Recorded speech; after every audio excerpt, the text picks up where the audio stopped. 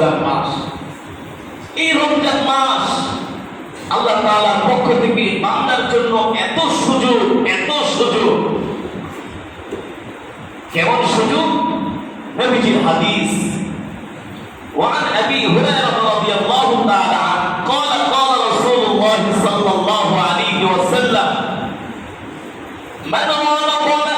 من صام رمضان إيمانا واحتسابا غفر له ما تقدم من ذنبه।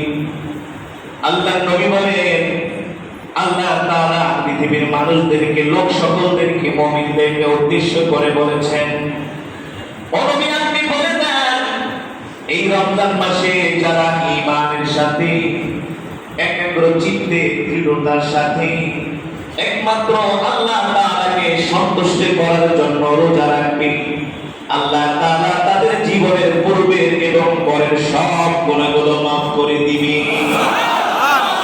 শুধু রমজান মাসে যদি আল্লাহ তাআলাকে সন্তুষ্ট করার জন্য আমরা রোজা রাখি, কার সন্তুষ্টি?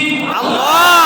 কিন্তু দিলটা পরিষ্কার করতে হবে, দিলটাকে একেবারে খাঁটি নিয়তে ইখলাসের সাথে দিলটাকে আল্লাহ তাআলার জন্য রমজানটাকে একেবারে ছেড়ে দিতে হবে।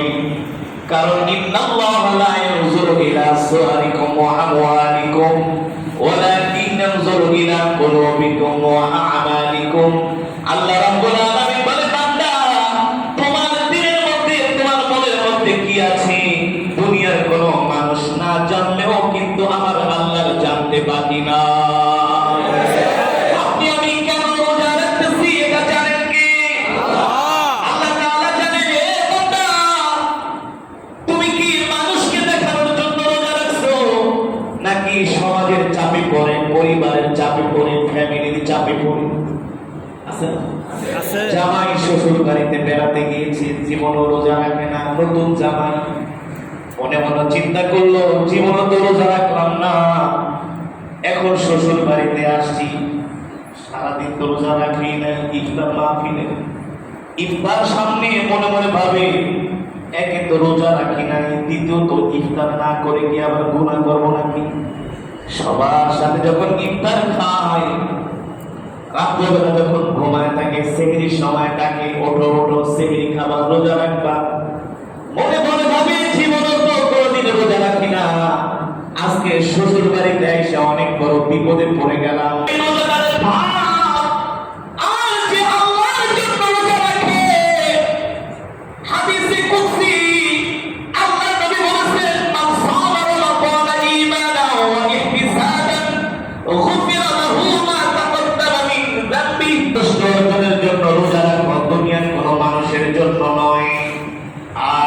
দিনের খবর আল্লাহ জানে, তোমার মনের মধ্যে কি আছে দুনিয়ার মানুষ না জানলেও আমার আল্লাহ জানে। সুতরাং আমার আল্লাহ থেকে গোপন করতে পারবা না।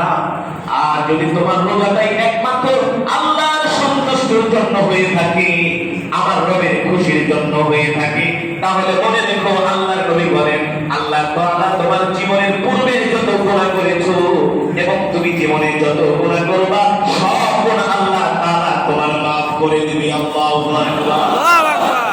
আল্লাহ তোমাকে পূর্ণ পবিত্র বানিয়ে দিবে। সুবহানাল্লাহ বলেন। সুবহানাল্লাহ। কিসের কারণে?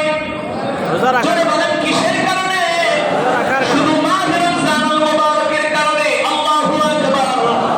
এই কারণে আল্লাহ রাব্বুল আলামিন কোরআনের মধ্যে বারবার বলেছেন, শাহরু রমাদান আল্লাযী উনজিলা ফীহিল কুরআন কুরআন হুদাল লিন-নাসি ওয়া বাইয়িনাতিন মিনাল হুদা ওয়াল ফুরকান। আল্লাহু আকবার। রমজান মাস হলো কোরআনের মাস। এই মাসে আল্লাহ তাআলা কোরআনকে নাযিল করেছে। আল্লাহু আকবার। আর কোরআন কেন নাযিল হয়েছে? আল্লাহ রাব্বুল আলামিন বলেন, আমি আল্লাহ তোমাদেরকে কোরআন দিয়েছি যাতে তোমরা হিদায়াত প্রাপ্ত হও। ঠিক কিনা বলেন? আল্লাহ কোরআন আমাদেরকে দিয়েছেন যাতে করে আমরা হিদায়াত প্রাপ্ত হই, যাতে আমরা নাম থেকে যেন